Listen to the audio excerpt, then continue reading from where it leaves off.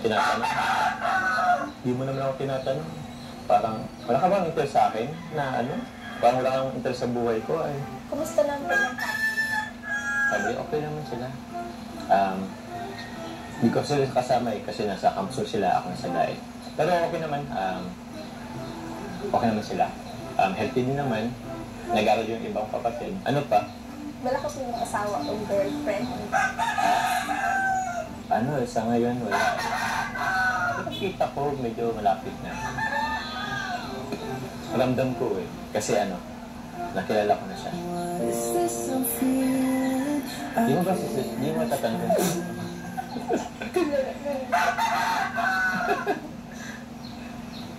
May malaking tayong kasama. Ay, tanong kita. Nagka-boyfriend ka na ba? Pangilan ako. Yan lang, gano'n lang. Joke lang. Ano pa? Baka may pa ang gusto mo tanong?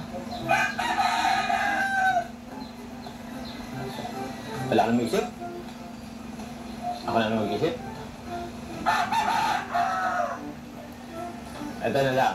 O, iba natin yung tanong ha. Sinong paborito mong artista?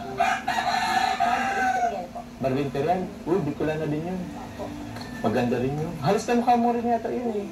Si Barbie Imperial. Kamukha mo rin yun.